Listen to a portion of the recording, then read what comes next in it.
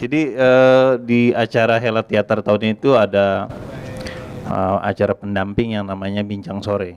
Bincang Sore ini akan memperbincangkan atau membicarakan hal-hal yang berkaitan dengan dunia teater. Nah, untuk pekan ini kita akan bicara dengan Mas Putu Wijaya dari Teater Mandiri tentang bagaimana menulis dan menyutradarai lakon. Kemudian tanggal 5 April nanti ada Ine Febrianti dengan tema bagaimana gerakan bolak-balik dari panggung ke film. Nah, terakhir dengan Mbak Ratna Riantiarno tanggal 12 April tentang manajemen teater berdasarkan pengalaman teater koma. Jadi inilah program-program yang ditujukan untuk menambah kemeriahan dari festival tahun ini. Pada pertemuan pertama kita sebetulnya ingin tahu bagaimana tradisi penulisan atau penyutradaraan lakon berdasarkan kasus teater mandiri, karena kita tahu menulis dan menyutradarai lakon itu adalah sebuah pekerjaan yang tidak banyak dilakukan orang ya, atau kelompok-kelompok teater hari ini saya kira. Kalaupun mereka menulis tentu dengan kualitas yang agak mengkhawatirkan, dengan kata lain agak sulit dibaca. Dulu para sutradara selalu ada juga para penulis lakon, misalnya kita bisa sebut Mas Putu sendiri, Rendra, Arifin Cenur misalnya, ya beberapa nama lain. Kalau sekarang Dindon juga, kemudian Mas Nano, ada Iswadi, ada teman-teman dari Teater Garasi yang dikerjakan secara kelompok. Mungkin yang perlu saya sih ingin dengar cerita Mas Putu bagaimana memulai ya tradisi penulisan lakon di Teater Mandiri itu, karena berdasarkan catatan yang ada di sini kan Bila Malam Bertambah Malam itu lakon pertama yang ditulis tahun 64 ya Mas ya? Iya. Ketika Mas Putu masih di Jogja ya. Waktu itu sudah bengkel teater ya? Belum. Belum jadi anggota bengkel teater? Masih 20 tahun. Oke. Bagaimana Anda memulai tradisi penulisan lakon itu, dan bagaimana Anda membayangkan menyutradarai lakon itu? Dalam kasus ini adalah Bila Malam Bertambah Malam. Atau peta penulisan lakon pada saat itu kayak apa, Mas? Ya, saya kasih introduksi dikit ya. Teman-teman sekalian, selamat sore. Menulis lakon dan menyutradarai itu dua pekerjaan yang sebetulnya berbeda sama sekali, tapi juga berhubungan. Apabila keduanya bisa dijadikan satu, itu menjadi lebih bagus. Apalagi kalau diikuti dengan menulis lakon, menyutradarai dan bermain. Apalagi ditambah dengan menjadi pekerja artistik, kalau semuanya bisa disatukan pada satu orang, maka sebetulnya orang itu sendiri sudah menjadi sebuah teater. Dan ini bisa kita temukan sebetulnya pada Rendra, pada Arifin, pada Nano sekarang. Mereka penulis, pemain, sutradara, dan juga sebetulnya mempunyai selera artistik yang bagus.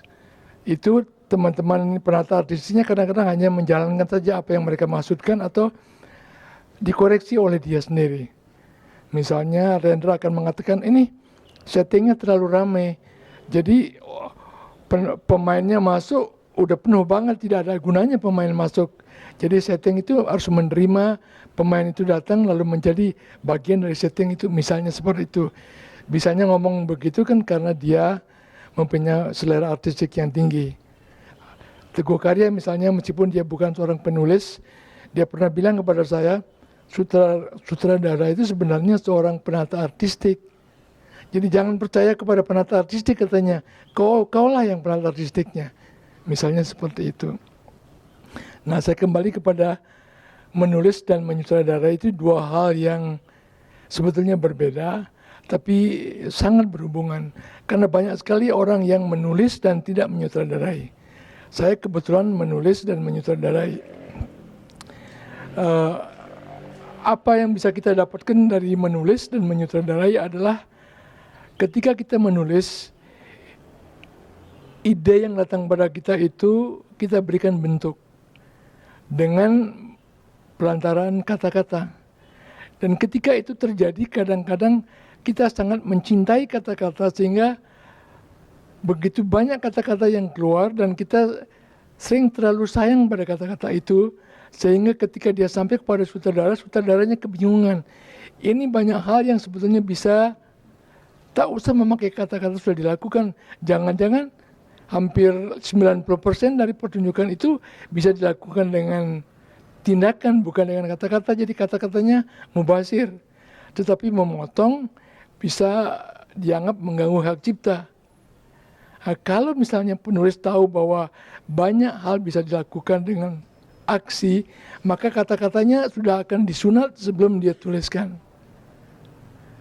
Jadi kalau penulis itu minimal pernah ikut mengalami bagaimana naskah dituangkan ke dalam sebuah pementasan, dia akan tahu bagaimana kata-kata itu sebenarnya tidak perlu lagi ditulis karena dia sudah ada dalam tindakan. Nah, kalau dia seorang sutradara, maka dia akan tahu bagian-bagian yang tidak perlu ditulis lagi. Kalau Anda membaca naskah-naskah teater yang baru, di situ petunjuknya sedikit sekali. Karena sudah diserahkan kepada sutradara. Penulis percaya bahwa sutradaranya akan mampu menafsirkan, menerjemahkan, artinya penulis memberikan ruang kepada sutradara. Penulis juga ada yang tahu sekali bagaimana penonton, jadi dia memberikan ruang kepada penonton. Sehingga ketika dia menulis drama, dia memperhitungkan ruang buat sutradara, ruang buat pemain, bahkan ruang buat penonton. Bahkan juga ruang buat kesulitan-kesulitan yang mungkin dihadapi oleh orang yang akan memproduksi teater itu. Kenapa? Karena ada drama yang ditulis oleh seorang penulis yang sama sekali tidak peduli kepada hal-hal yang kecil itu. Misalnya dia menyebutkan ada kapal terbang, atau ada mobil, ada tembakan meriam, yang perlu ada meriamnya dan sebagainya, sehingga sulit sekali orang untuk mementaskannya. Karena itu banyak sekali drama-drama yang ditulis tapi tidak pernah dipentaskan. Ayub Rosidi mengatakan itu drama-drama closet, drama-drama yang hanya untuk dibaca. Saya kira kumpulan naskah drama dari Sitor Situmorang itu belum pernah dipentaskan, tapi enak dibaca. Prabu dan Putri dari Rustandi Kartakusuma misalnya, itu jarang kali dipentaskan.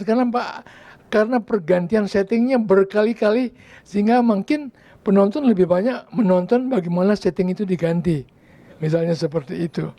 Sementara orang seperti Anton Chekhov misalnya menulis drama Satu Bapak, itu udah komplit segalanya ada di situ. Satu Bapak saja sudah cukup.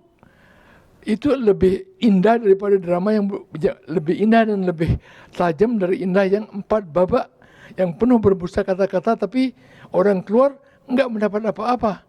Nonton drama Anton Chekhov Satu Babak itu kita sudah mendapat banyak hal. Jadi seorang penulis belum tentu dia seorang sutradara, dan seorang sutradara belum tentu dia seorang penulis. Tetapi kalau kedua hal itu digabungkan, bagus sekali. Nah, saya kembali sekarang kepada Bila Malam Pertama Malam yang kebetulan nanti akan dimainkan di sini tanggal 11. Tanggal 12 saya akan mainkan Hah, dan tanggal 13 saya akan memainkan Jepret. Mungkin saya akan ceritakan bagaimana terjadinya naskah itu dan bagaimana disutradarainya. Naskah Bila Malam Pertama Malam misalnya. Naskah Bila Malam Pertama Malam itu terjadi karena latar belakang kasta. Di Bali kan persoalan kasta itu masih tajam. Pada tahun 64 orang bisa gagal menikah karena kasta. Orang bisa urung menjadi pejabat karena kasta. Kalau orang kastanya tinggi akan lebih mudah menjadi pejabat tinggi. Kenapa?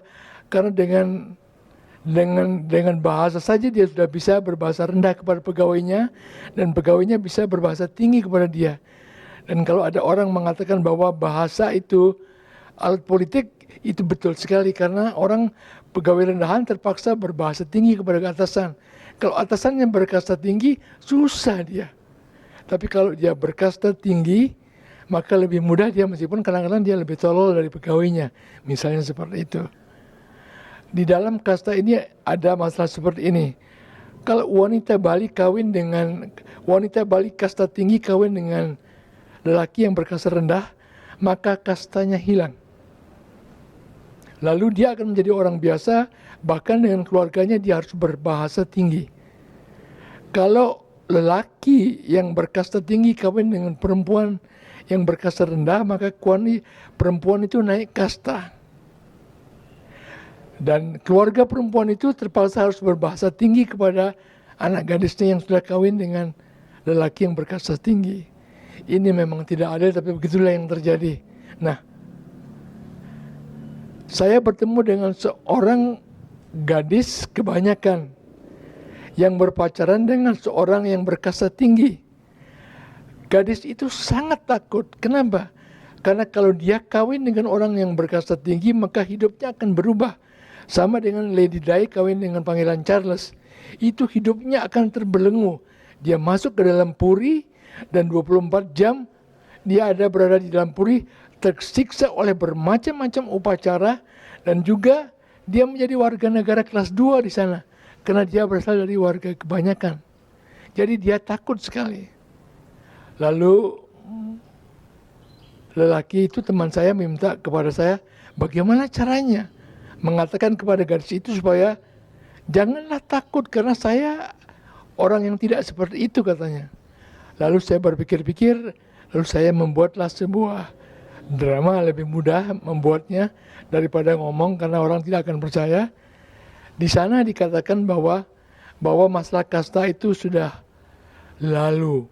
Jadi kasta tinggi itu yang tinggal adalah bahwa orang yang berkasta tinggi harus berbuat lebih banyak dalam hal lebih sopan, lebih pintar dan sebagainya, bukan dalam soal status sosial.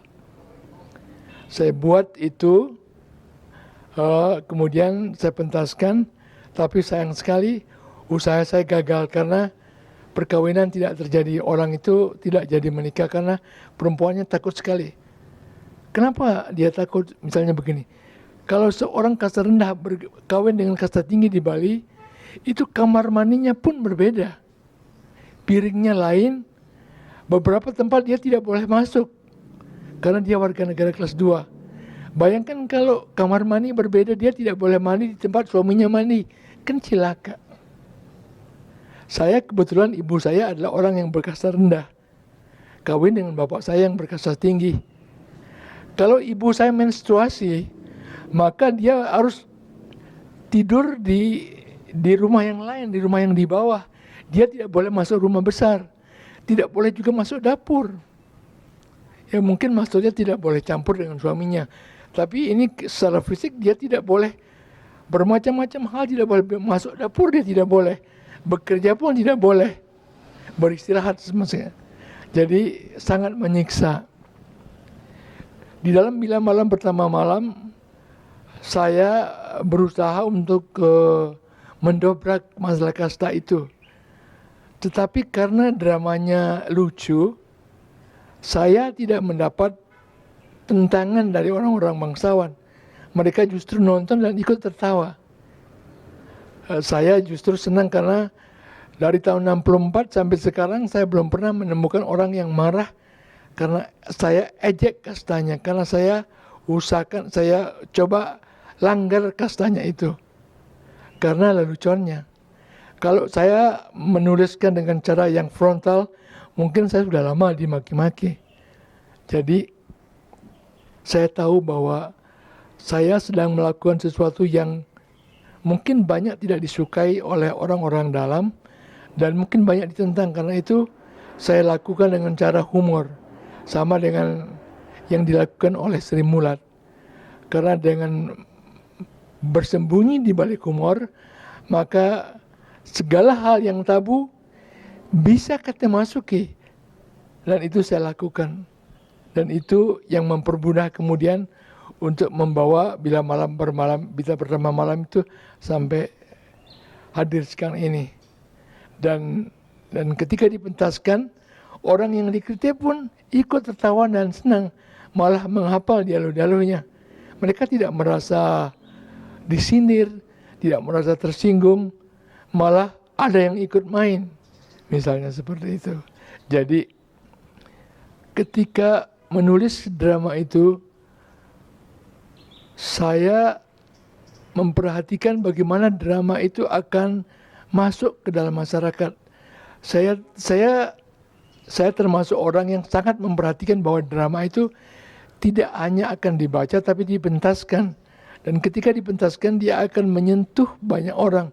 Dan bagaimana caranya agar drama itu belum apa-apa sudah di-bredel. Jangan sampai drama itu belum apa-apa sudah dilarang. Bagaimana akal drama itu menyusup ke tengah-tengah orang dan orang tidak mengetahui bahwa drama itu memukul mereka. Jadi saya ingin mengawetkan. Sama dengan ketika saya bekerja di majalah Tempo. Majalah Tempo adalah majalah mingguan. Saya selalu diberitahu oleh pimpinan-pimpinan, kita ini mingguan, bukan harian. Jangan mencoba bersaing dengan harian. Musuh kita adalah harian. Semua berita sudah diberitakan oleh harian. Kalau Anda kemudian mencoba memberitakan sesuatu akan gagal. Anda harus memberikan sesuatu yang awet. Bagaimana mengawetkan sesuatu agar orang tidak merasa ketinggalan membaca sesuatu yang sudah lewat. Misalnya seperti itu, dan itu saya lakukan ketika menulis drama Bila Malam Pertama Malam. Saya mencoba melakukan pengawetan, saya mencoba melumpuhkan orang-orang yang mungkin akan berkuasa untuk melarang saya atau menjegal saya. Jadi saya menitipkan pesan saya secara tidak langsung ke dalamnya.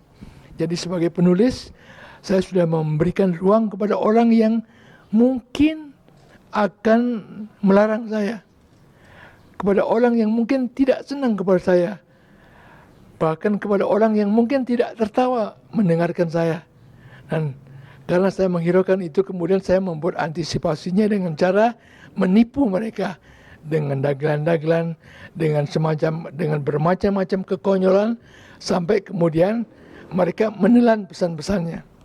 Jadi sebuah drama selalu dimulai dengan sebuah gagasan yang masuk ke dalam kepala, sebuah ide yang masuk ke dalam kepala, dan kemudian kita mencoba memasangnya dengan dalam cerita. Jadi cerita bukan yang terpenting dalam sebuah drama itu menurut saya ya. Cerita itu hanya jembatan untuk memuat ide-ide kita. Karena cerita itulah yang dipahami oleh orang. Seperti kita ngomong dengan bahasa Indonesia, kita bisa ngomong dengan bahasa Belanda. Supaya dipahami oleh orang, kita terpaksa ngomong dengan bahasa Indonesia.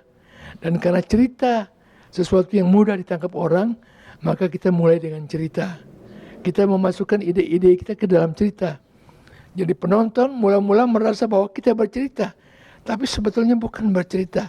Kita ingin memasukkan peluru-peluru tajam ke dalam kepala orang melalui cerita itu. Jadi orang terkecoh seakan-akan dia sedang diberikan cerita. Sebuah cerita biasanya menarik kalau ada plotnya. Jadi kita harus mencari plot yang tidak diduga sebelumnya. Dan kalau itu sudah didapatkan, maka cerita itu akan diikuti sampai akhir. Tetapi sebetulnya bukan ceritanya, idenya. Sesudah itu, karena ini drama, kita memikirkan berapa lama penonton bisa tahan. Penonton kita itu paling banyak bisa tahan berkonsentrasi sungguh-sungguh dalam waktu 1 jam. Kalau kita ingin lebih, kita mesti memasukkan variasi-variasinya sehingga dia bisa tahan. Misalnya teknologi masuk ke dalamnya, kejutan-kejutan, suspense dan sebagainya. Saya tidak menguasai hal itu sehingga saya hanya bisa melucu. Lalu saya bikinlah drama pendek saja. Dan itu menjadi drama Bila Malam Bertambah Malam itu. Pada waktu saya membuat, saya masih berusia 20 tahun 64, ya masih romantis, sehingga yang penting adalah hal-hal yang puitis. Maka judulnya adalah Bila Malam Bertambah Malam. Judul itu muncul karena waktu itu saya sedang ngobrol sama teman-teman, tiba-tiba dia ingin mengatakan malam pertama larut, tapi dari mulutnya keluar Bila Malam Bertambah Malam. Saya terkejut, wah ini bagus sekali. Lalu saya simpan itu dan saya keluarkan di sini. Memang waktu itu kedengarnya aneh. Bila Malam Bertambah Malam kok mengulang, tapi lama-lama menjadi menarik juga. Seperti itu karena berbeda sekali. Itu Bila Malam Bertambah Malam. Kalau mau meneruskan silakan. Makasih Mas Putu. Teman-teman sekalian, saya kira ini ada beberapa hal yang menarik ya. Jadi naskah ini kan sebetulnya naskah Mas Putu yang boleh disebut realis. Jadi ada cerita, ada plot, ada konflik kan, dari Gusti Biang marah sampai ketahuan bahwa dia tidur dengan wayan tua itu dan seterusnya. Jadi kelihatan tuh cerita. Sementara kan pada tahap berikutnya ada perkembangan baru bahwa misalnya kalau Aduh kan kita nggak dapat cerita kan, fragmen-fragmen dan tokoh-tokoh nggak ada namanya menurut saya. Jadi seseorang satu, seseorang dua gitu kan. Itu bagaimana perubahan dari bentuk yang realis dan berplot menjadi lakon-lakon yang bukan hanya tidak bercerita tapi judulnya tambah ringkas, Aduh, wah apa gitu, hanya satu kata Mas, dari 4 kata menjadi satu kata, itu gimana? Iya. Cerita menjadi fragmen. Iya, saya gembira sekali karena ditanyakan soal Aduh. Saya mau tambahkan lagi Bila Malam Bertambah Malam. Sebelum saya sampai kepada Bila Malam Bertambah Malam, saya beruntung sekali waktu saya SMA ada Teater Indonesia dari Jogja namanya, dengan sutradara bukan Sastro Suwondo, siapa namanya? Mas Sumantri Sastro Suwondo. Dia dengan teaternya ke Bali untuk mensosialisasikan teater arena.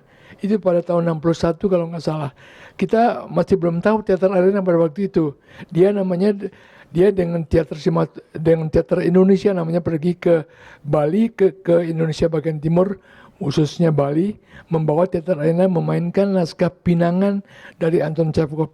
Pemainnya antara lain M. Nisar sama Rondang Tobing. Itu pemain-pemain yang top. Sutradaranya adalah Mutingo Bose.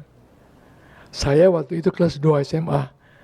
Saya sangat terpesona sama Anton Chekhov.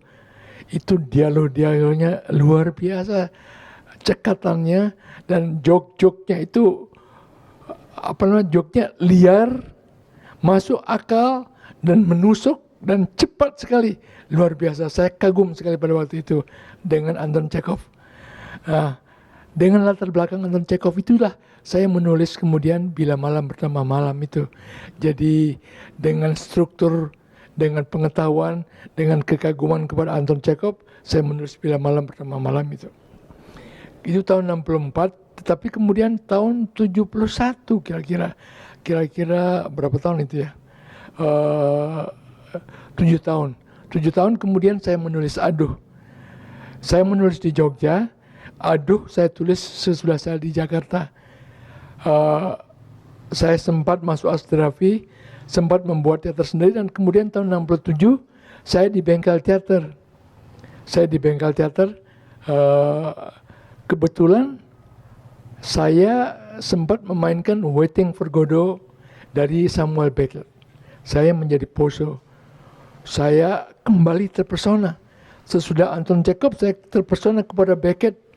Ini 2 orang yang menunggu seseorang yang entah siapa orang itu pun belum tentu akan datang. Siapa Godot itu tidak tahu, mereka menyebutnya Godot, dan mereka cuma bercanda-canda menunggu, dan pertunjukan itu 4 jam berlangsung dan penonton menonton. Dan ketika itu Rendra memainkannya dengan lucu, artinya banyak humornya, karena Rendra selalu mengatakan, aku tidak puas kalau tidak memberikan humor dalam pertunjukan. Saya pernah menonton Waiting for Godot di Jepang misalnya, tidak lucu sama sekali, serius. Dan Rendra lucu sekali, lucu, menarik gitu. 4 jam. Saya terpesona kepada Beckett. Beckett kok bisa menceritakan sesuatu yang tidak ada dan orang mau mengikutinya. Coba bercerita tentang sesuatu yang tidak ada, yang tidak jelas, orang kok mau mengikutinya. Tidak semua orang tahu bahwa itu naskah sudah mendapat hadiah Nobel. Kebetulan saya tahu bahwa naskah itu pernah tidak dihiraukan oleh orang. Sampai pada suatu ketika dipentaskan di sebuah penjara di Amerika. Dan mendapat sambutan yang luar biasa. Karena orang-orang tahanan itulah yang tahu apa artinya menunggu Godot. Dan Rendra waktu mementaskannya punya konsep seperti ini. Kita tahu, orang tahu bahwa manusia itu pada hakikatnya lahir dan pada hakikatnya juga mati. Tidak seorang pun bisa menolak bahwa dia lahir dan tidak ada yang bisa menolak bahwa dia mati. Hanya 2 itu. Tapi lalu datang Beckett, dia mengatakan satu lagi ada. Apa? Bahwa pada hakikatnya di samping orang itu lahir, di samping orang itu mati, orang itu menunggu. Wah, ini luar biasa. Orang itu menunggu, dan ternyata betul. Anda menunggu, saya berarti berakhir bicara dan sebagainya. Jadi orang pada hakikatnya menunggu. Dan pada hakikatnya itulah yang kemudian membuat barangkali ya, itu tawaran-tawaran itu bersolak ketika Waiting for Godot itu dipentaskan, dan sejak itu Waiting for Godot dipentaskan di mana-mana dan kemudian mendapat hadiah Nobel. Saya terpengaruh oleh itu. Dialognya sangat singkat, tapi kalau kita pikirkan sangat mendalam. Apa itu? Kenapa? Oh ya, masa? Misalnya seperti itu. Masa, tapi diucapkan dalam situasi tertentu tiba-tiba aneh sekali, itu bermakna betul. Kemana? Kenapa? Kenapa aja, kalau kenapa kan biasa aja, tapi kalau dilepaskan dalam situasi tertentu, kenapa? Itu lain sekali, jadi bisa satu buku diceritakan kenapanya itu. Dan ini menyebabkan saya tergiur, terpesona, kagum, dan kemudian percaya kepada sesuatu. Lalu saya membuat improvisasi dengan teman-teman di Bali, teman-teman di Jakarta. Dalam improvisasi itu mereka berdialog secara ngawur aja. Tapi di dalam kengawuran itu kok kalau dikumpulkan ada sesuatu. Lalu kemudian saya menuliskan. Mula-mula judulnya Dab-Dab. Menuliskan dialog-dialog yang tidak karuan itu. Dab-Dab. Waktu itu saya masih bersama-sama teater kecil dengan Arifin Sinur. Ketika saya tunjukkan kepada Arifin Sinur bilang, ini kok barat banget, dia bilang.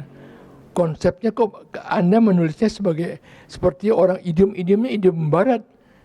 Karena di dalamnya ada orang melempar dengan tomat, misalnya seperti itu. Kenapa mesti tomat? Orang Indonesia melempar dengan batu, dia bilang. Saya pikirkan itu apa yang dikritikan Arifin Sinur. Dan karena dia saya anggap senior pada waktu itu, saya terima kritikannya itu, meskipun dalam hati saya ingin membantah. Saya kira semua orang kalau dikritik mesti ingin membantah. Saya juga demikian. Saya ingin membantah, tapi saya juga terima. Saya juga menerima. Akhirnya saya renungkan kembali, saya revisi. Kebetulan ada sayembara penulisan naskah drama oleh IKJ pada waktu itu. Lalu sambil mencuri-curi di Tempo malam hari ketika orang-orang Tempo sudah pulang, saya menuliskan sesuatu. Lalu tiba-tiba saya berpikir, karena saya sutradara juga, kenapa saya harus memberikan tokoh itu nama? Kan sutradara bisa membagikannya. Kenapa saya harus memberikan keterangan? Kan sutradara bisa memberikannya. Kalau toh saya memberikan keterangan, sutradara bisa dengan seenaknya bisa mengubahnya tanpa persetujuan saya, tanpa minta izin dari saya, karena itulah yang biasanya terjadi di Indonesia. Sutradara tidak pernah minta persetujuan pengarang. Akhirnya saya juga berpikir, kenapa saya membelenggu sutradara dengan nama? Kalau saya kasih nama tentu pasti akan ketahuan ini orang Bali, orang Jawa, orang seberang, orang Kalimantan. Saya akan membelenggu sutradara itu. Padahal saya ingin memberikan mereka kebebasan, saya ingin memberikan mereka ruang. Akhirnya saya beranikan diri saya, udahlah, gua nggak kasih nama. Seseorang aja, biar sutradara nanti yang membaginya berapa orang pemainnya, seperti itu. Ketika saya tulis itu saya masih ragu-ragu. Saya tunjukkan kepada Subha Asa, teman saya, coba baca ini, gimana? Dia juga, loh kenapa seseorang mesti ada namanya dong? Saya pikir-pikir lagi, nggak usah pakai nama. Saya coba aja, ini kan saya membara. Ya menang boleh, nggak menang juga nggak apa-apa. Gitu. Akhirnya saya beranikan diri saya untuk ya udahlah. Sama dengan pada waktu itu saya juga menulis sebuah novel yang judulnya Pabrik. Dalam novel itu sama sekali tidak dijelaskan pabrik apa. Ketika saya baca, kalau saya jelaskan pabrik tembakau, saya tidak tahu tentang pabrik tembakau. Pabrik apa? Saya tidak tahu tentang pabrik. Ya udah pabrik aja. Karena bukan itu masalahnya. Masalahnya adalah rebutan tentang pabrik, bukan isi pabrik itu. Saya tunjukkan juga kepada Subha. Subha bilang, ini harus jelas pabrik apa. Saya pikir loh kalau dijelaskan saya kan harus riset dulu. Saya nggak tahu. Apa orang yang nggak tahu nggak boleh menulis novel. Udahlah, ini novel ditulis oleh orang yang tidak tahu. Di dalam novel itu juga ada orang yang berbahasa Arab. Dia menerima telepon dan mendengarkan suara bahasa Arab. Lalu saya pikir, apakah saya harus riset dulu mendengarkan bahasa Arab dan menuliskan apa yang itu terlambat, nanti deadline-nya udah habis. Udahlah, bahasa Arab saya tidak tahu, saya tuliskan huruf-huruf yang nggak keruan sehingga tidak bisa kebaca, karena kalau saya dengarkan orang berbahasa Arab dan saya tidak bisa berbahasa Arab kan kayak huruf-huruf yang nggak karuan itu misalnya. Ya udah itulah misalnya. Nah, jadi tanpa maksud untuk berontak, tanpa maksud untuk ngeledek, karena nggak tahu aja misalnya seperti itu, lalu saya tulis itulah. Jadi kondisi yang ada pada saya pakai untuk menulis. Dari sana kemudian muncul semboyan kami bertolak dari yang ada itu. Jadi ketidaktahuan saya, kebodohan saya, kepengecutan saya, ketidaktahuan, kemalasan saya, semuanya saya pakai sebagai sesuatu yang sah untuk menulis, dan itu menjadi menjadi yang seperti Anda bilang tadi. Dan kata-katanya yang singkat itu adalah bagian dari keterpesonaan saya kepada Beckett yang kok bisa memukau orang dengan kata-kata yang sederhana. Bisa menyuruh orang diam 4 jam dengan sesuatu yang tidak ada. Anjing, saya bilang dalam hati, ini gila. Nah, kemudian muncullah, saya lihat keadaan sehari-hari, banyak sekali orang yang bermaksud menolong tapi tidak menolong tapi kemudian juga sebetulnya membuat orang itu tambah sakit dan sebagainya. Dan itulah yang kemudian menjadi itu. Sekian dulu. Terima kasih Mas. Teman-teman ada yang mau tanya? Kalau mana? Ada? Kalau tidak ada, saya mau cerita sedikit soal bahasa asing dalam lakon ya. Kalau dalam novelnya Pram itu dia juga nggak bisa bahasa Perancis, nggak bisa bahasa asing yang lain. Jadi ketika ada tokoh orang Perancis bicara dalam bahasa Perancis, dia tulis dalam bahasa Indonesia. Misalnya, saya sampai di sini jam 4 pagi, katanya dalam bahasa Perancis. Jadi beres. Kalau Mas butuh kan bahasa Arab dia nggak bisa, tapi dia tulis dengan huruf-huruf yang nggak jelas di pabrik gitu. Kalau Pram lain lagi, ya katanya dalam Perancis, katanya dalam Inggris, tapi dia tulis dalam bahasa Indonesia. Ada yang mau tanya soal naskah?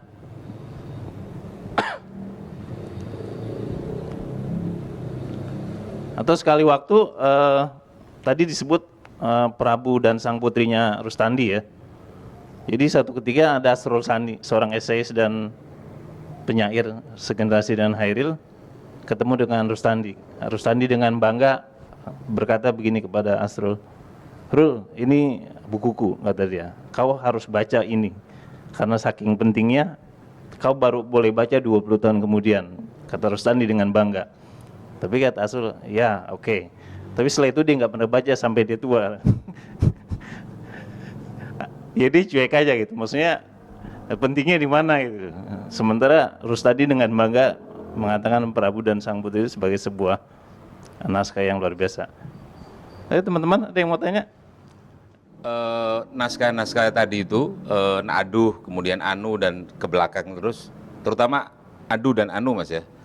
Itu apakah itu juga ditulis setelah membaca atau setelah tadi Mas Putu menyebutkan Beckett? Bagaimana dengan KPKP misalnya Mas? KPKP dan terutama KPKP lah ya, Arifin Sinur itu. Apakah itu juga menjadi satu musuh Anda di dalam menulis gitu loh, seperti juga Samuel Beckett? Pada tahun sesudah menulis Aduh, saya pergi ke Jepang. Tinggal di masyarakat Itoen, dan kemudian saya keliling dengan truk mereka, ikut dalam rombongan suara mereka. Kadang-kadang bertemu dengan orang Jepang. Suatu ketika saya diajak ke rumah seorang pelukis. Pentingnya apa? Bukan tiba-tiba, saya lihat di atas meja itu meja itu bukan dicat tapi koran ditempelkan di meja itu. Koran Jepang ditempelkan di meja itu dan kemudian di laminating. Itu bagus sekali. Idenya itu ini apa? Ini koran biasa ditaruh di situ dan kemudian di laminating. Itu bagus sekali. Saya jadi kagum sama dia. Terus kekaguman saya yang kedua adalah dia bilang, "Saya sudah berhenti membaca." Loh, kenapa? Kalau kita saya di waktu sebelum saya berangkat kan, misalnya Wiratmo Sukito kan dikatakan dia kutu buku, kan kita kagum semua kepada dia. Kita kagum selalu kepada orang yang banyak membaca. Dan saya juga kagum sama Gunawan, kan membacanya apa saja dibaca kan. Orang-orang itu membaca banyak sekali dan menjadi minder kalau tidak membaca. Sekarang saya ketemu dengan orang yang mengatakan saya sudah berhenti membaca. Loh, kenapa? Saya bilang, karena saya tidak mau mengkopi mereka gitu. Saya tidak mau dipengaruhi oleh siapapun. Saya ingin murni gitu. Dan itu masuk ke dalam otak saya, membenarkan kemalasan saya. Jadi saya sebetulnya tidak membaca karena malas. Lalu orang ini memberikan saya pembenaran dan saya gembira sekali. Saya tidak pernah membaca misalnya itu. Jadi saya dibenarkan oleh dia. Saya pulang ke Indonesia dengan bangga bahwa saya tidak perlu membaca gitu.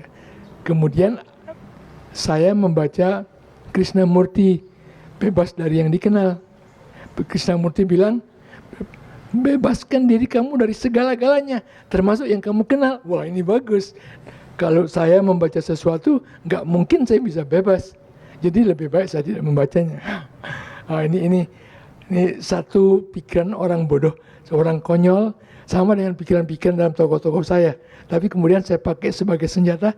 Saya lebih banyak berhenti membaca, kurang membaca, kecuali kalau terlintas di muka saya. Dan kebetulan sekali apa yang terlintas di kepala saya, loh, kok jadi penting gitu. Nggak tahu, itu mungkin mata saya ini mencoba untuk memberikan saya input yang bagus. Tapi saya jarang membaca ini, Ruan. Termasuk KPKP, aku nggak pernah membaca KPKP. Iwan Simatupang, aku berkali-kali bilang aku tidak pernah membaca Iwan. Orang nggak percaya, ya udahlah, nggak percaya juga tidak apa-apa. Tapi saya nggak pernah membaca itu. Emang jarang saya membaca. Kalau dengan kalau pementasannya iya. Membaca lewat pementasannya iya. Misalnya bukan KPKP ya. Yang drama yang mendapat hadiah itu apa ya? Sebelum KPKP Mega ya. Mega-mega saya juga nggak baca, tapi saya nonton pertunjukannya. Kebetulan kami sama-sama dalam satu pekan teater itu. Dia menulis mega-mega. Pada tahun 67, saya menulis drama di The Cup. Nggak tahu tiba-tiba ketika saya baca kembali, loh kok sama dengan mega-mega ini tentang ada orang mendapat lotre. Dapat lotre. Ini akan saya pentaskan nanti yang judulnya H. Dan 67. Aduh. Oh bukan H. Iya betul H. Kenapa sama? Saya pikir-pikir lagi. Apakah karena saya terpengaruh oleh dia, ataukah karena obsesi lotre itu sama datangnya kepada saya. Saya ingat kepada Mangun Wijaya ketika dia bilang bahwa mungkin Danarto sama obsesinya dengan siapa gitu, sehingga kelihatannya hampir sama, tapi nampaknya sama, tapi sebetulnya tujuannya berbeda gitu, yang menggerakkannya berbeda gitu. Jadi itu. Jadi kalau ditanyakan kepada apa dengan KP misalnya, kecuali dua hal yang betul-betul mempengaruhi saya, itu Anton Chekhov dan Beckett. Yang lain-lain mungkin secara tidak langsung barangkali bukan karena saya membaca itu. Anu itu masih terbelenggu oleh lanjutan dari Adu, karena Anu, Edan itu satu paket sebetulnya. Satu paket sebetulnya. Nah, saya ingin menambahkan sedikit karena hubungan menulis dengan sutradara. Saya tadi bilang soal H ini. H ini saya tulis 27 tahun yang lalu di The Cup. Ketika saya tulis, saya kira semua penulis ya, begitu dia selesai menulis, begitu dia yakin ini masterpiece. Tapi 5 hari kemudian mungkin dia udah maki-maki sudah apa yang dia tulis. 27 tahun kemudian saya mencoba mementaskan. Ketika saya baca, saya betul-betul sangat muak, sangat jijik kepada naskah itu, karena naskah itu sangat bombas, terlalu banyak kata-kata. Ketika saya mau menyutradarai, baru saya lihat bahwa sebetulnya terlalu banyak kata-kata yang tidak perlu. Lalu saya perbaiki naskah itu sampai kira-kira 90%. Saya ubah dan menjadi H. Jadi kemudian saya tulis kembali sebagai seorang sutradara menuliskannya menjadi H. Judulnya pun sudah lain. Dan drama yang saya pentaskan nanti pada tanggal 13 judulnya Jepret. Tadinya itu adalah drama yang judulnya Kromo. Sebuah monolog yang saya tulis ketika diminta oleh Dr. Amaroso Katamsi. Ketika dia ingin merayakan ulang tahunnya yang ke-70, dia ingin membuat monolog. Lalu dia minta saya menuliskannya. Saya buat pada waktu itu kan pemilihan presiden, pemilihan umum persis seperti sekarang. Saya tulis judulnya Kromo. Tapi ketika saya baca lagi untuk Salihara, saya terkejut, ini kok bombas banget. Kata-katanya, kata-kata istri saya juga waktu mendengar diri dia, itu kayak pidato. Dia bilang itu kayak ngapain ngasih pidato, orang-orang akan jenuh. Lalu saya ubah judulnya, saya bikin jadi Jepret, dan kemudian dramanya saya hancurkan begitu saja, barangkali tinggal beberapa kata, 9% dirubah menjadi Jepret. Dan bukan monolog lagi, tapi dia permainan untuk 5 orang yang saya pikirkan untuk Salihara. Jadi waktu saya mengubahnya, Salihara ini penontonnya orang-orang Salihara, tempatnya di Salihara, dan pemainnya orang yang cocok untuk Salihara.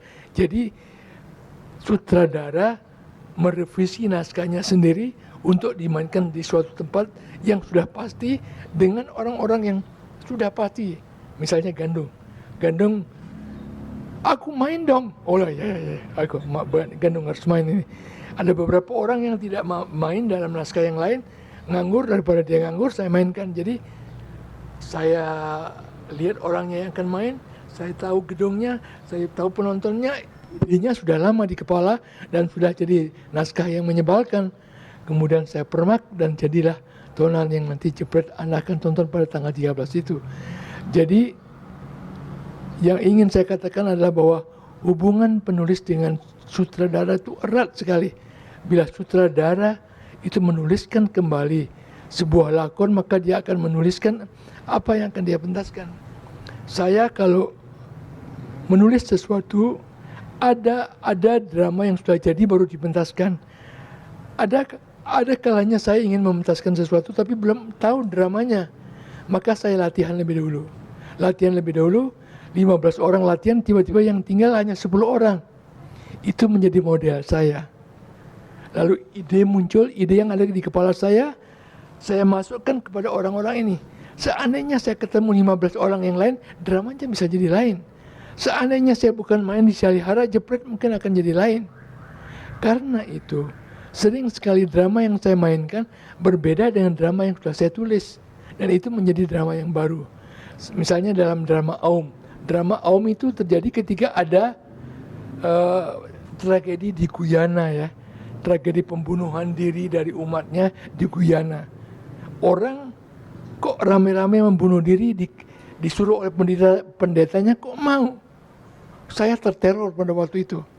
Kemudian ada berita lagi di koran, ada ular berkepala 2. Ada fotonya Nirwan. Loh, kalau diceritakan aja ular kepala 2 itu kan biasa lah dalam kata kiasan juga ada. Tapi ini ular berkepala 2 ada. Saya lihat gambarnya, aduh, saya terteror, kok bisa begitu ya, tapi ada. Saya terteror. Kemudian ada lagi, di Afrika ada burung-burung yang menabrakkan dirinya ke atas tembok untuk mati.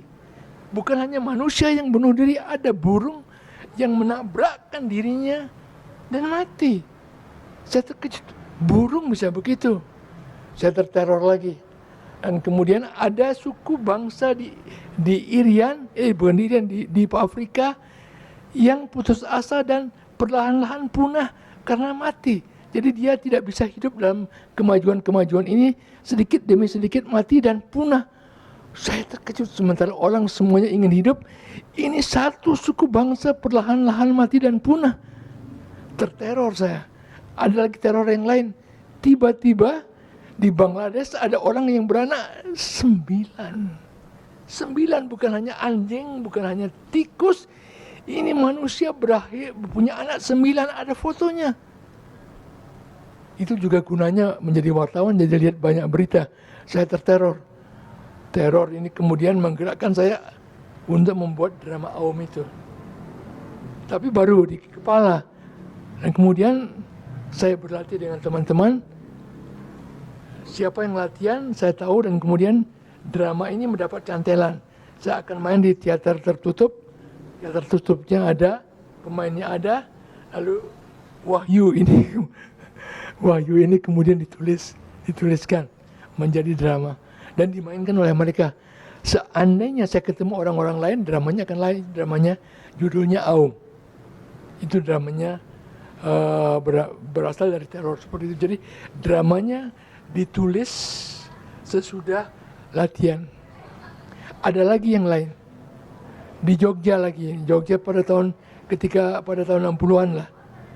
Ada pekan drama. Tiba-tiba waktu kosong, ada sedikit kosong. Saya pikir ini harus dipentaskan sesuatu. Lalu saya mulai mereka dalam kepala saya. Lalu saya mainkan sesuatu. Judulnya Matahari yang Terakhir. Saya mainkan monolog Matahari yang Terakhir dan ternyata bagus. Lalu Waluyo besoknya nanya sama saya, tolong pinjam dong naskahnya. Oh ya, nanti besok saya berikan. Saya pulang dan saya ketik naskahnya kira-kira sama dengan pementasannya, lalu saya kasihkan dia. Saya kirim ke Horizon tapi ditolak pada waktu itu. Lalu belakangan saya tulis kembali dan itulah yang menjadi drama yang judulnya apa ya, judul saya lupa judulnya. Tapi itu berarti bahwa dimainkan lebih dahulu baru ditulis kemudian. Ada lagi monolog yang judulnya Merdeka.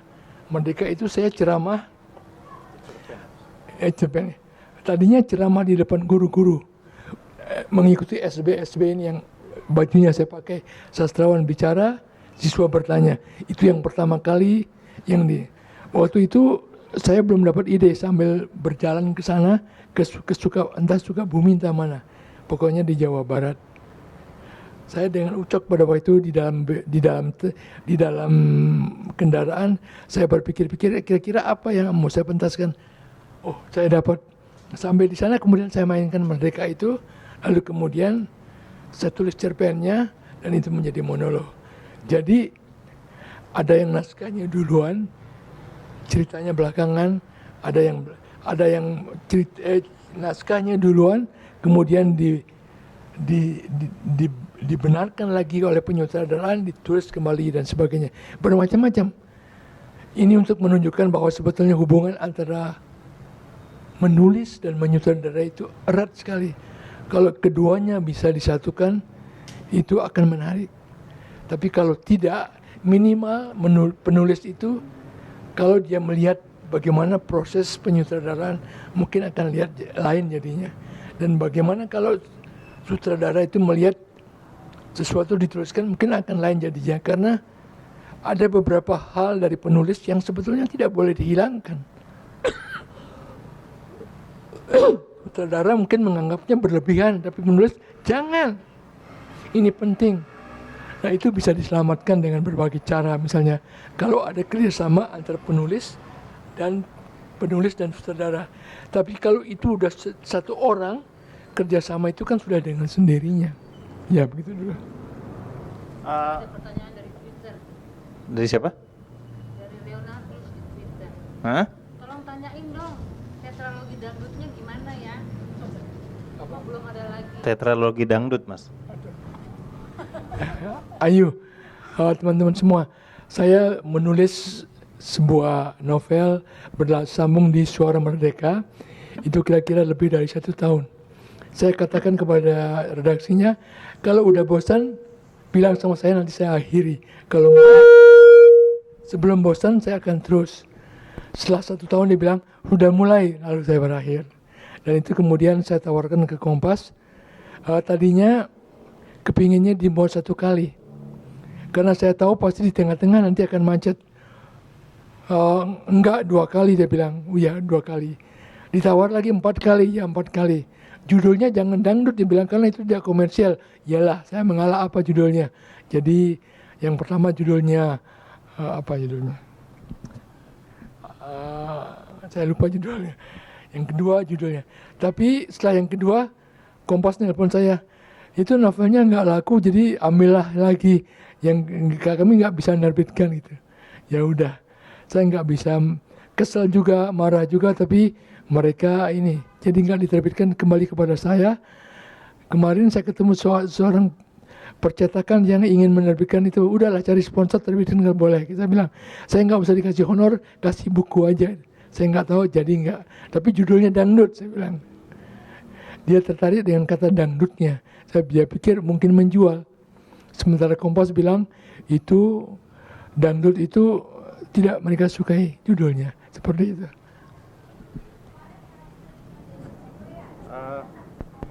Mas Putu, saya kira seperti yang sering didengar atau dibaca bahwa di teater mandiri itu kan ada 2 prinsip ya.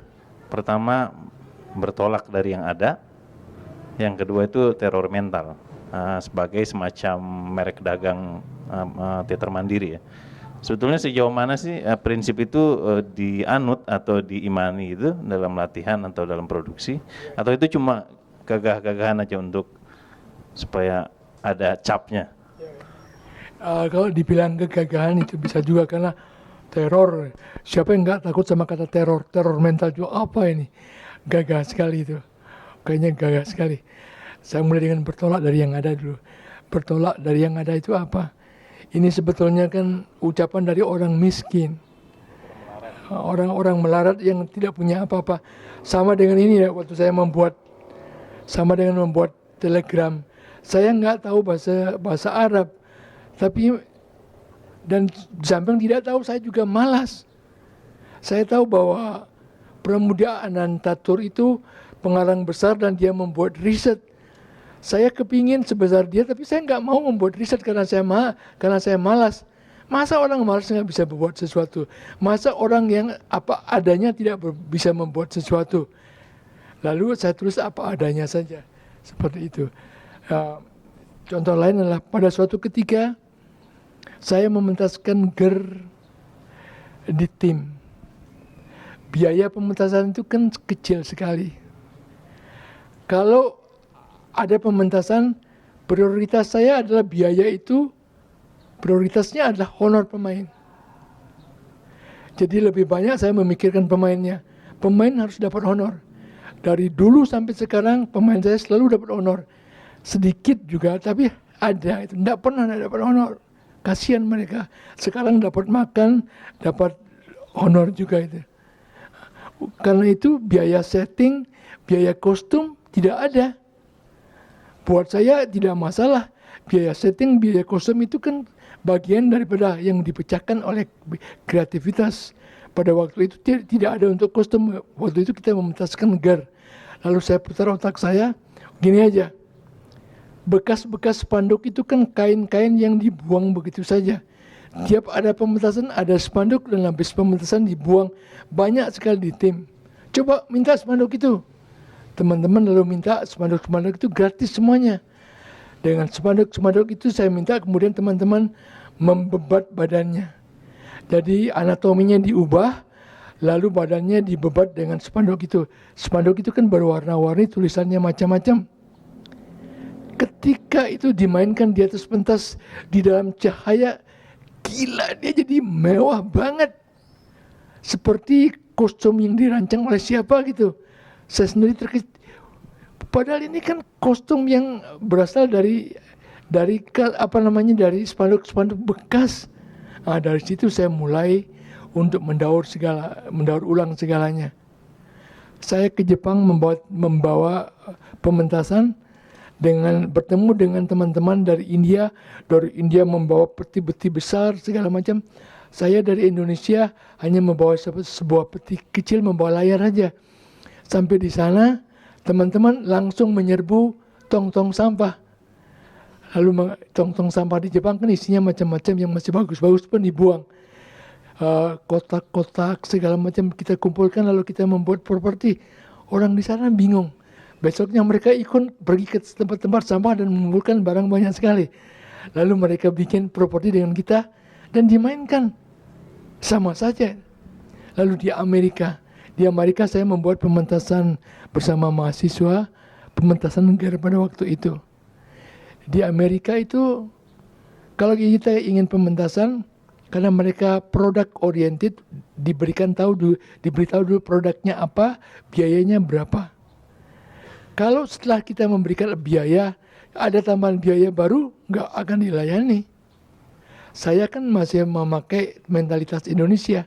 Di tengah-tengah pementasan itu, pelatihan itu saya berpikir, wah ini bagus kalau ada bunga. Lalu saya minta bunga. Nggak bisa kata mereka, Anda harus bilang dulu. Sekarang minta apapun nggak boleh. Saya pikir gila banget orang Amerika ini. Lalu saya pergi dengan istri saya makan McDonald. Setelah makan McDonald, kertasnya saya bawa pulang. Saya bikin sama istri saya bunga-bungaan. Dan kemudian saya bawa ke dalam pementasan dan dimainkan. Mereka terkejut, itu kan bunga. Ini bunga kata saya. Kalau saya bilang ini bunga dan saya ini percaya ini bunga, penonton juga ikut percaya. Dia bingung aja. Lalu kita mainkan. Dan ternyata nggak ada masalah. Pemain-pemain saya juga, saya bilangin, kalau kamu percaya ini bunga, penonton ikut percaya. Nggak perlu bunga asli. Kalau bunga asli mahal sekali di Amerika dan layu. Tapi kalau ini bunga kertas, tidak perlu bunganya bentuknya seperti bunga, hanya diremes-remes, dikasih lidi kayak bunga itu. Dan kamu memainkan saya seperti bunga, dan orang percaya itu bunga. Di situ saya makin percaya lagi bahwa berdolak dari yang ada itu sebetulnya sangat tergantung kalau kita percaya bisa, dan kreativitas itu dapat menyelesaikan segalanya. Biaya pementasan di Indonesia kan kecil sekali. Kalau kita menunggu biaya besar, mana mungkin ada pementasan. Dan kalau biaya itu kita pakai untuk honor pemain, nggak mungkin bikin apa-apa. Kalau kita mimpi sesuatu, saya mimpi sesuatu, tapi saya bikin apa yang ada pada, misalnya gini, apa yang ada kamu di rumah? Saya tanya pemain, ada kain-kain bekas, ada gitu, bawa. Nah itu kita bawa. Kemudian saya harus membuat pisau misalnya, atau membuat apa. Saya bisa mengupah seorang tukang untuk membuatnya, tapi itu kan memerlukan biaya. Lalu saya suruh alung membuatnya, membuat topeng, membuat pisau. Itu pisaunya nggak kelihatan seperti pisau, topengnya juga nggak kelihatan seperti topeng, jelek sekali. Tapi saya bilang nggak apa-apa, ini kamu yang membuatnya, kita mainkan, kita percaya aja. Dan itu yang selalu terjadi. Artinya kostumnya dibuat oleh pemain, propertinya dibuat oleh pemain, segala-galanya dibuat oleh pemain, kita maknakan sebagaimana yang kita inginkan dengan materi yang mungkin seadanya dan sejauh pengalaman saya jadi. Tentu saja dengan pengarahan-pengarahan. Ya kalau ininya begini mestinya beginikan. Tentu ada sentuhan situ dan saya percaya kepada disitulah letaknya kreativitas. Juga sensor, ya sensor. Banyak orang mengeluh tentang sensor. Banyak orang merasa bahwa tidak mampu, tidak bisa berbuat apa-apa karena sensor keras. Saya punya pendapat yang berbeda. Saya bilang, berikan saya 1000 batasan.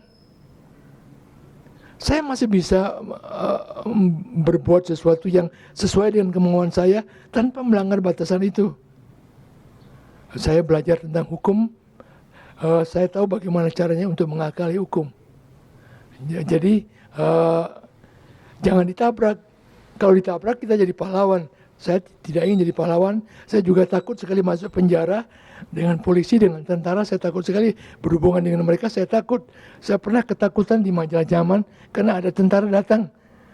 Saya mencoba untuk berlindung kemana-mana, tapi ternyata tentara itu minta puisi. Dia mau mengadakan lomba puisi, saya jadi jurinya.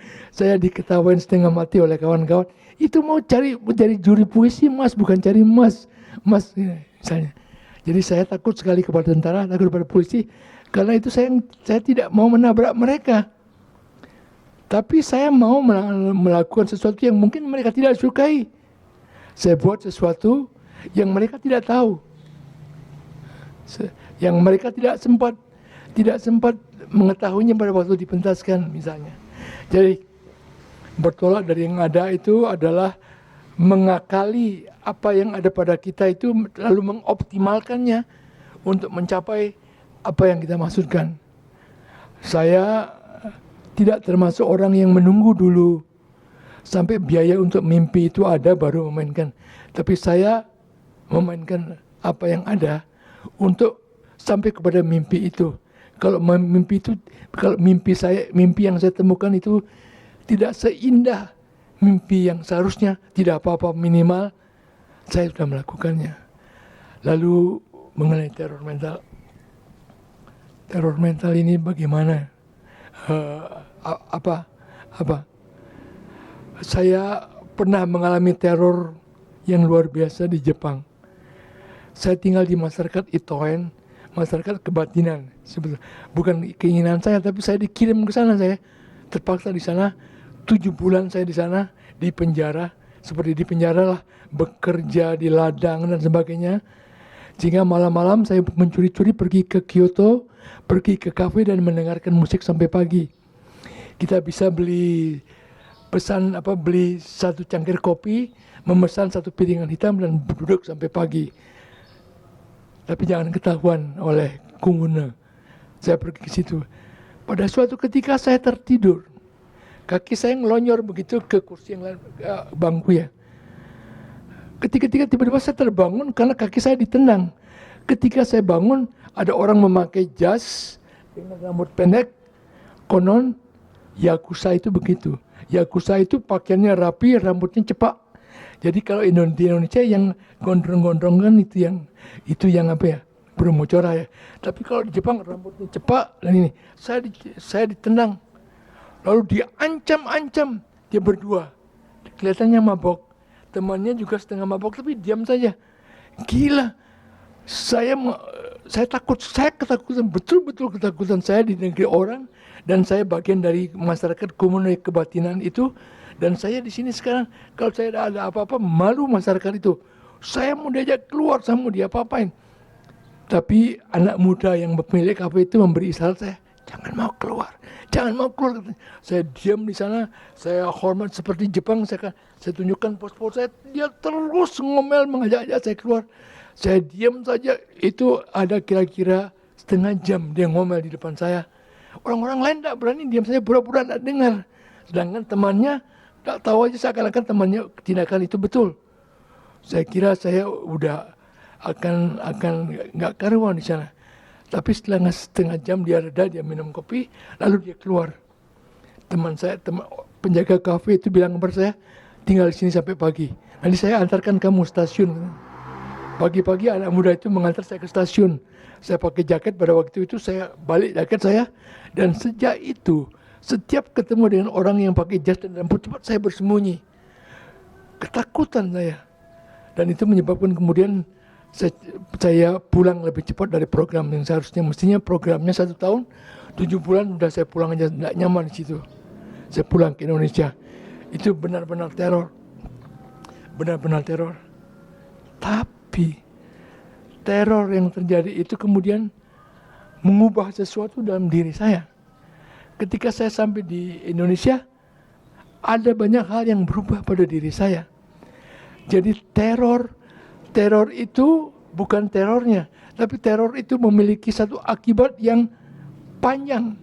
Panjang perjalanannya kemudian mengubah kita, mengubah diri kita. Tapi bukan hanya itu saja. Itu salah satu contohnya saja. Saya melihat bahwa teror itu mengakibatkan banyak hal yang kadang-kadang langsung, tapi juga bisa tidak. Dan pengertian teror itu bukan hanya teror fisik, yang lebih banyak adalah teror rohani. Misalnya seperti itu. Saya membaca haiku dari Baso yang mengatakan, kalau nggak salah seperti ini, di hutan yang sunyi, di dalam danau yang tenang, tiba-tiba katak melompat, plung. Buat saya ini teror luar biasa. Keheningan dipecahkan oleh suara plung, itu teror yang luar biasa. Jadi teror itu bukan sesuatu yang keras saja, tetapi sesuatu yang biasa. Di malam hari, sepi, hening. Tapi akan lebih senang lagi kalau ada tetes air di kamar mandi. Tes. Atau ada lolong anjing di kejauhan. Akan lebih sepi lagi. Ketika tidak ada suara sama sekali, sepi. Tapi kalau ada suara kecil, suara angin misalnya, lebih sepi lagi. Dan saya anggap itu teror. Bagian dari sesuatu yang akan mengubah sesuatu, yang akan membalikkan sesuatu dalam diri kita. Dan teror ini bekerjanya di dalam. Kalau bukan teror fisik ya, saya tidak bicara tentang teror fisik, tapi teror mental. Teror di dalam diri kita. Saya bercerita membelok-belokkan sesuatu, mengecewakan pembaca dan sebagainya, mengakali orang, itu sebetulnya adalah usaha untuk menteror mereka, batin mereka. Seperti Agatha Christie atau Sir Conan Doyle menulis cerita detektif. Agatha Christie misalnya kan formulanya begini. Pembaca dibuat seakan-akan dia tahu apa yang akan terjadi. Seakan-akan tahu pembunuhnya siapa. Oh, aku tahu pembunuhnya ini. Oh, aku tahu begini. Tapi tak seorang pun pembaca akhirnya tahu siapa pembunuhnya dan bagaimana ceritanya. Dia selalu mengecewakan, memberikan surprise dan mengejutkan. Buat saya itu semacam teror juga. Gitu. Jadi teror itu yang saya kemudian menjadi senjata saya, menjadi barang jualan saya, bukan cerita. Karena saya tidak bisa bercerita. Saya tidak bisa memberikan pemikiran-pemikiran yang hebat. Saya tidak bisa memberikan satu gambaran-gambaran yang luar biasa. Saya tidak bisa memberikan satu hasil riset kepada orang. Saya tidak memberikan satu hal yang baru apa itu. Tapi saya bisa memberikan teror ini. Itu barang jualan saya. Karena banyak sekali juga teror di kepala saya yang setiap kali datang, oh ini datang. Dan itu kemudian saya tuliskan. Dan itu kemudian menjadi barang jualan saya. Bertolak dari yang ada, teror mental menjadi barang jualan saya, tapi juga menjadi penolong saya dalam menghadapi pembaca, menghadapi penonton, menghadapi kesulitan, menghadapi juga kemiskinan, menghadapi juga sensor, menghadapi ketidakmungkinan dan sebagainya. Makasih Mas. Ada yang mau bertanya? Yang pertama dalam soal menulis, apakah Anda ketika menulis itu selesai menulis begitu, terus sudah dilepas, atau Anda termasuk orang yang melihat lagi, dibaca lagi, perbaiki lagi dan seterusnya sampai akhirnya puas baru kemudian dipublikasi? Satu ya. Kedua, soal kalau Anda pentas di tempat di negara asing yang tidak berbahasa Indonesia, itu bagaimana ya komunikasinya? Apakah Anda lebih memilih misalnya naskah-naskah yang tidak banyak berdialog, tidak banyak dialognya, lebih banyak acting tubuh, atau atau diatasi biasa saja dengan terjemahan misalnya di itu, atau bagaimana? Ya itu aja. Terima kasih. Saya pernah menjadi wartawan Tempo, dan Tempo adalah salah satu sekolah saya. Di Tempo itu dulu ketika saya masuk Tempo bekerjanya dengan mesin take. Jadi sebelum kita mengetik sesuatu, kita pasang karbon, ngetik, dikeluarkan lagi, dikoreksi, pasang karbon lagi, ngetik lagi, habis waktunya. Jadi lalu saya pikir, sementara saya tidak mau menghabiskan waktu di kantor, saya kan harus menulis, saya harus ke tim untuk latihan. Lalu saya pikir saya harus belajar menulis press klar. Lalu segala sesuatu saya pikirkan dulu, baru saya tulis, saya ketik, saya nggak usah baca lagi, saya serahkan. Maunya seperti itu. Itu beberapa tahun harus dipelajari untuk menuliskan sesuatu, diketik, dan kemudian jadi gitu. Nggak usah memeriksa lagi. Itu mempengaruhi juga saya dalam menulis fiksi. Misalnya ada teman minta di sela-sela saya menulis, minta cerpen. Oh tunggu dulu, saya bilang, saya ketik, lalu saya nggak baca lagi, saya kasihkan dia. Tolong perbaiki ejaannya itu. Saya ejaannya jelek sekali, banyak sekali salah tulis. Tapi kalau saya baca lagi, pasti saya ubah. Itu penyakit saya. Dan kalau saya ubah, itu pasti akan saya baca, saya ubah lagi. Habis waktunya. Daripada saya mengubah-ubah apa yang saya ketik, kan lebih baik saya bikin sesuatu yang baru. Jadi dalam pikiran saya bernegosiasi, udahlah sekali aja ngetik. Kalau ngetik yang kedua itu bikin yang baru. Seperti itu. Jadi secara garis besar, saya jarang membacanya lagi, kecuali kalau itu untuk dipentaskan, kecuali kalau itu untuk kalau membuat skenario dan sebagainya. Kalau karya-karya cerpen itu jarang saya tulis. Kalau sekarang misalnya, sekarang ini saya belum bisa ngetik karena tangan saya ini belum bisa dikoordinir dengan bagus. Saya bekerja dengan BB, dengan jempol saya aja. Itu sering jempol saya terlambat, pikirannya lebih cepat, sehingga kadang-kadang tulisannya berantakan. Lalu istri saya membaca dan dia memperbaiki kata-katanya. Kadang-kadang diubah juga oleh dia. Gitu. Tapi saya baca lagi, kalau artinya berubah, saya ubah. Seperti itu. Jadi ada, bukan karena saya jago, bukan sama sekali bukan, tapi karena efisiensi aja. Karena saya punya penyakit, kalau saya baca saya mengubah apa saja. Kalau sudah jadi buku pun saya baca, ingin saya ubah lagi. Film misalnya saya tonton, wah kalau saya bisa mengubahnya saya mengubah seperti itu. Kan cilaka sekali. Jadi penyakit itu saya terapi dengan cara udahlah, daripada mengubah-ubah lagi, saya bikin yang baru aja. Seperti itu. Dan sekarang soal pementasan. Di luar negeri, saya lebih banyak mementaskan sesuatu yang tidak memakai bahasa.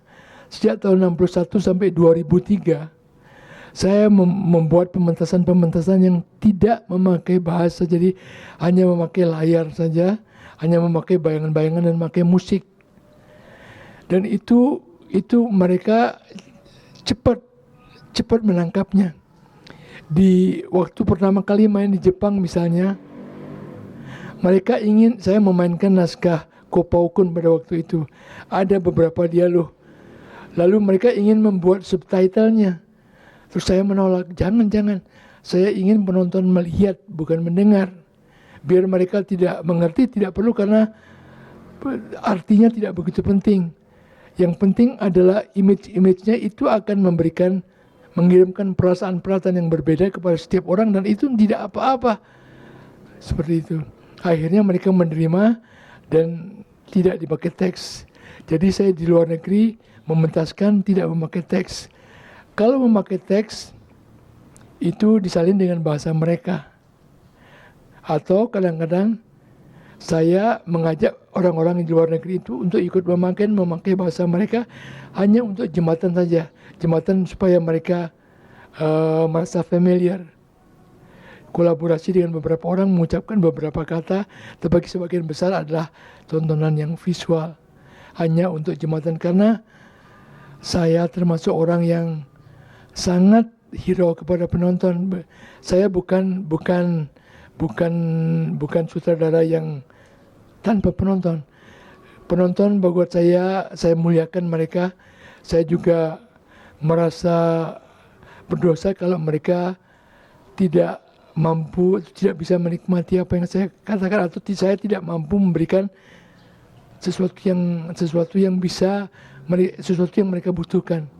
Tidak untuk mengikuti apa yang mereka mau, bukan. Minimal untuk sesuatu yang bisa mereka rasakan itu. Dan ini memerlukan jembatan-jembatan. Antara lain kan sudah saya katakan tadi, lelucon misalnya, gambar-gambar misalnya, lalu beberapa kata-kata kunci misalnya dari kata-kata setempat. Itu saja. Oh, nama aku Idat dari Teater Syahid. Idat dari Teater Syahid. Aku mau tanya, kalau dalam setiap penulisan naskah drama itu, apakah setiap penulis itu harus menempatkan dirinya sebagai tokoh dalam naskah itu? Atau dia bebas menjadi siapapun atau tidak sama sekali berperan dalam naskah yang dia tulis? Kalau kamu tanyakan kepada Nano, kepada siapa lagi penulis drama, mungkin beda-beda jawabannya. Jawaban saya jangan dianggap kebenaran. Jawaban saya hanya sebagai alternatif saja.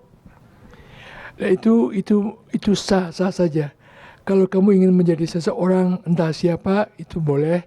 Kalau kamu ingin menjadi salah satu tokohnya boleh saja. Kamu kan punya kebutuhan sendiri-sendiri. Sama dengan membuat film.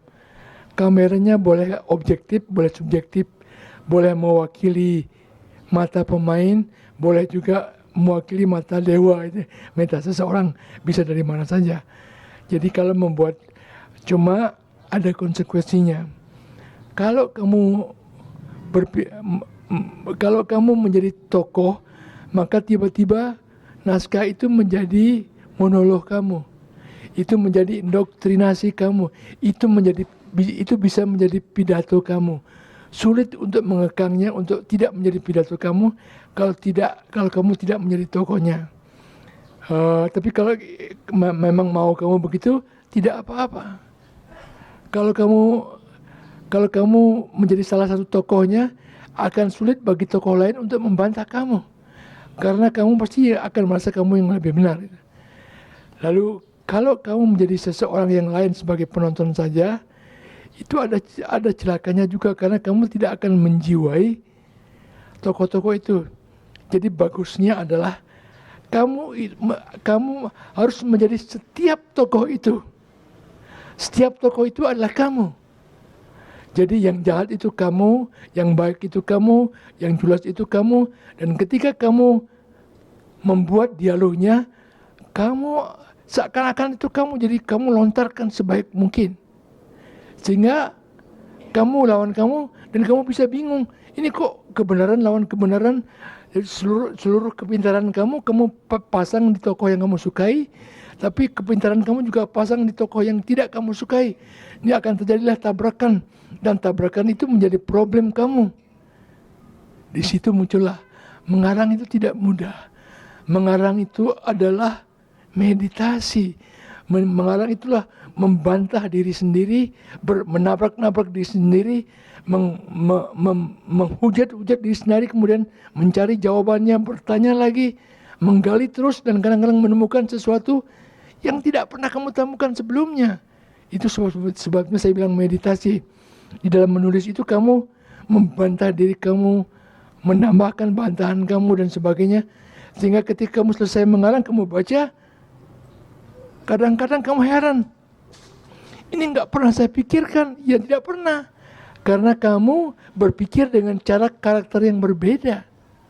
Nah itu, jadi resep saya pribadi ini, kalau kamu menulis drama, jadilah setiap tokoh itu, dan jiwailah setiap tokoh itu, dan mainkan dengan sesungguh-sungguhnya. Kamu mainkan jadi seorang jahat yang memperkosa orang. Tunjukkan kenapa kamu perkosa dia, tunjukkan bahwa kamu benar, tunjukkan bahwa kamu tidak bersalah, tunjukkan bahwa kamu pantas dipuji, tidak perlu masuk penjara dan sebagainya. Sementara polisinya mengatakan sebaliknya, dan di situ akan terjadi perbenturan yang bagus sekali, dan kamu akan mencari jawabannya, sehingga proses menulis akan menjadi proses mencari, proses berdiskusi kepada diri sendiri, bukan sesuatu yang mudah. Jadi bukan cuma pidato itu. Ya maaf, saya Jafar juga dari Teater Syahid. Sempat saya menjumpai beberapa sutradara yang mereka menamakan konsep penyutradaranya itu dengan pendekatan eksploratif. Jadi mereka tidak tanpa memperbantukan naskah atau apa. Jadi mereka cuma mengandalkan ide-ide yang sekarang sedang marak di masyarakat, kemudian mengangkat isu tersebut dipentaskan di atas panggung begitu. Nah, kira-kira batasan-batasan apa atau perlu atau enggak membatasi ide-ide itu untuk sampai kepada penonton? Seperti aku dengar tadi Mas Putu juga beberapa pertunjukannya juga tanpa memperbanyak dialog atau apa, hanya dengan visual atau apa. Kira-kira dalam hal itu ada nggak sih, perlu nggak sih batasan-batasan untuk sejauh mana kita memahamkan penonton? Saya ulangi lagi, kamu bertanya dengan saya dan tentu saja ini jawaban saya. Kamu kalau bertanya sama orang lain mungkin jawabannya lain. Batasan-batasan, saya termasuk orang yang percaya bahwa tidak ada hidup yang tanpa batasan. Manusia tidak mungkin tanpa batasan. Kalau kamu masuk dalam kehidupan pasti ada batasan. Tarzan pun ada batasan-batasannya di rimba, karena ada macan, ada apa yang bisa menerkam dia. Jadi selalu ada batasan-batasan. Tak mungkin tanpa ada batasan-batasan, apalagi kamu hidup di masyarakat, apalagi ada penonton. Kamu kan menghadapi penonton, ada batasan-batasan. Kecuali kamu tidak peduli pada penonton, tidak memerlukan batasan, ada batasan-batasan.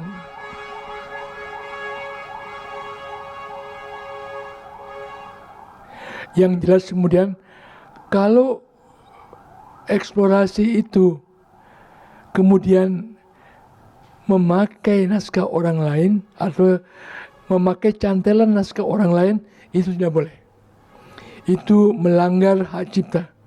Tapi itu banyak sekali dilakukan. Saya dalam festival teater, saya pernah menjumpai seorang penulis dan sutradara yang mengatakan dia ingin mementaskan naskah saya, tapi kemudian dia